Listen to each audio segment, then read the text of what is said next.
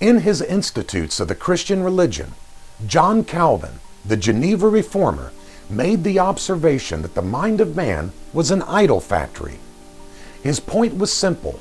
The first and great commandment, which calls us to love the Lord our God with all our heart, soul, and mind, is a commandment that we violate every second of every day because our minds continually pervert the true image of God as He is defined in Holy Scripture.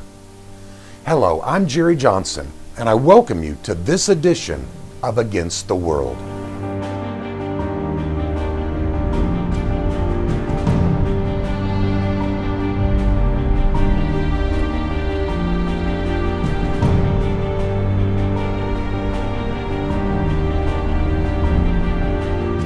This segment of Against the World is brought to you by Kent and Ann Thielen. They dedicate this segment to their son Murphy, his wife Alice, and their new grandson Stephen, who just returned from China. Welcome home, guys. And by the Puritan Hard Drive. If you like reading the Puritans and would love to have a simple and easy-to-use tool at your fingertips, then visit my friends at puritandownloads.com. Consider for a moment what you would do in the following scenario. You own a company and you have numerous employees. One day a man who works for you arrives 3 hours late. He then takes a 2.5-hour lunch break and leaves an hour early. He no longer fulfills the task you've assigned him to do, the ones defined in his job description, but begins working on other things which he deems easier and less strenuous. He takes vacations without asking and returns when he's good and ready. Fed up with all the backtalk and disrespect and insubordination, you finally call him to your office to see just what's going on. You wait and wait, but he never arrives.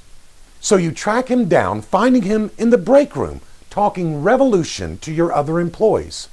As you listen from behind the door, you hear him tell the rest of your workers that he has decided, all on his own, that he felt working for you was simply not rewarding enough. He tells his co-workers that he acknowledges that there is a boss, one who owns the company, but it's not you. For him, the boss is kinder and gentler and one who allows him to come late, leave early, take extra long breaks, vacations whenever he wants, and dip into petty cash without ever having to repay it. He tells them that for him, the boss is a kind, lovable little man who bears a striking resemblance to himself. In fact, he even refers to this person as the true owner of the company and not once mentions your name or your standards for the business. In fact, this rogue employee doesn't even acknowledge your existence. Now remember, this man never claims to be the boss himself.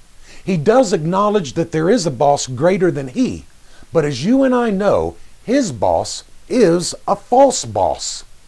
An image he created in his own mind and one after his own likeness. Well, what do you think you, as the owner of the company, would do?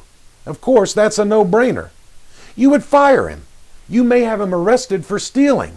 And I'm pretty sure you wouldn't write him a letter of recommendation when he applies for his next job. Now, beloved, this scenario takes place 1,000, maybe 1,000,000 times a day, billions of times a day by folks who claim to be Christian. Instead of perverting the image of an earthly boss, they pervert the image of the true and living God. Perhaps the best example in recent history was the book The Shack by William P. Young.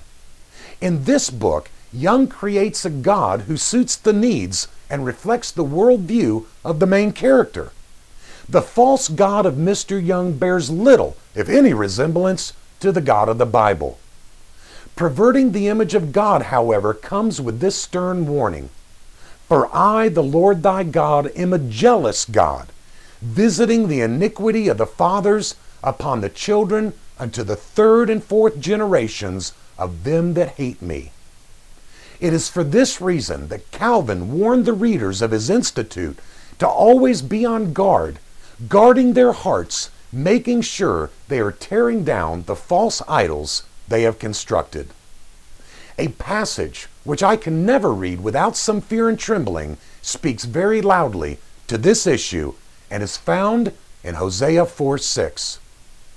My people are destroyed for a lack of knowledge. Notice, it's not because of a lack of experience or feelings or emotions. It's knowledge. Because thou hast rejected knowledge, I will also reject thee, that thou shalt be no priest to me. Seeing that thou hast forgotten the law of thy God, that's where the knowledge comes from, I will also forget your children. Beloved, let us be ever prayerful and embrace the God of Scripture, asking Him to help us identify and tear down every single idol, like the one in the book, The Shack, which have been erected in the place of the true and living God. Until next week, this is Jerry Johnson standing contra mundum against the world.